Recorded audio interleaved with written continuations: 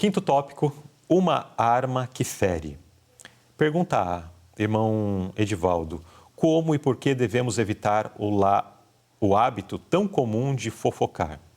Então, aqui é uma arma que fere, né?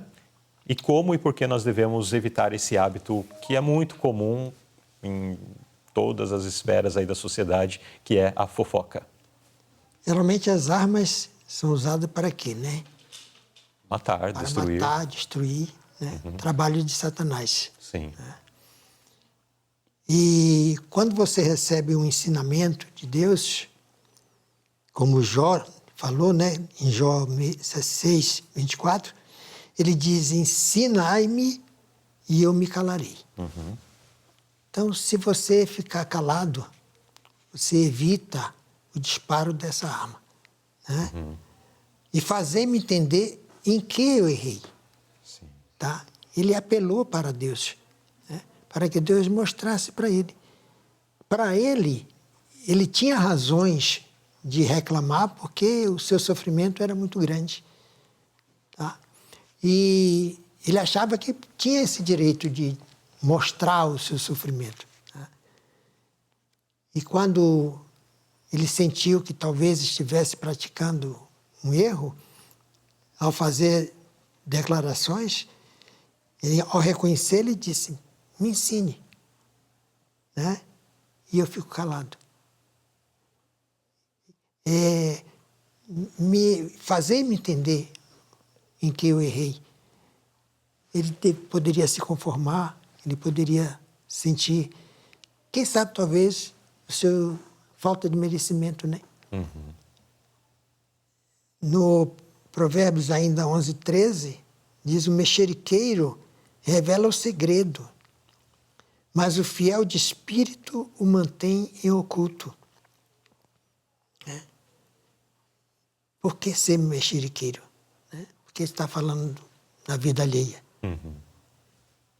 E ainda, Provérbios 26, 20 a 22, diz, sem lenha o fogo se apagará, e não havendo intrigante cessará a contenda.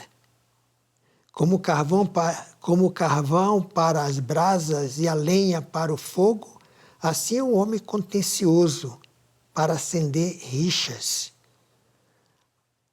A palavra do intrigante são como doces bocados.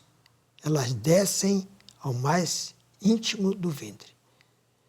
Por que nós devemos evitar o hábito de falar da vida alheia? Que ao falar da vida alheia, você vai prejudicar aquela pessoa e muitas outras, né? Porque a mentira, né? Possível mentira que você proferiu, ela vai contaminar todo mundo. Exato. Vai contaminar as pessoas. E palavras ditas depois para juntar? É como penas soltadas de uma montanha ao vento. Ninguém vai conseguir recolher. Todas as penas novamente. Todas as penas novamente. Né? Muito bem. Então, aqui, inclusive, faz menção, né?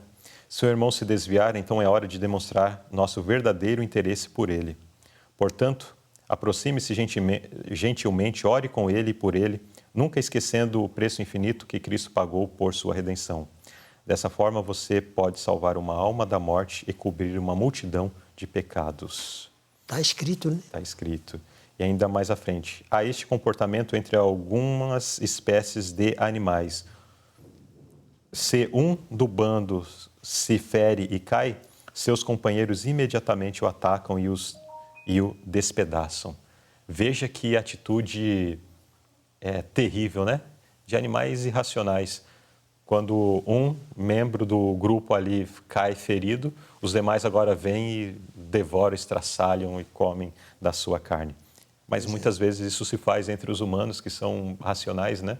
Alguém se fere, alguém se machuca, o pecado dá uma rasteira nessa pessoa, o inimigo dá uma rasteira nessa pessoa, ele está ali todo machucado, daí aqueles que deveriam socorrer vão sobre ele, devoram, fazem aquele ato terrível.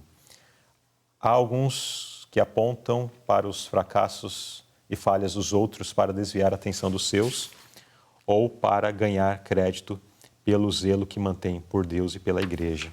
Enfim, atitudes equivocadas. Mas nós, pelo contrário, precisamos fazer isso que está escrito um pouquinho antes na nota.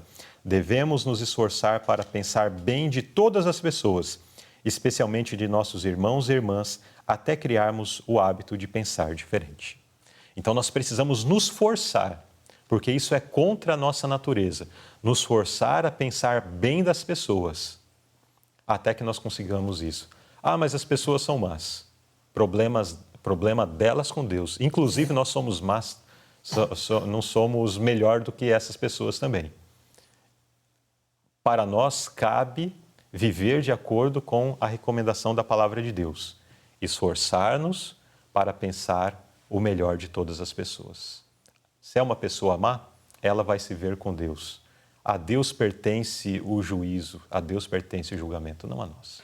A nós cumpre, conforme disse o apóstolo Paulo, a ninguém devais nada a não ser o amor. A nós cumpre isso. O resto deixa com Deus.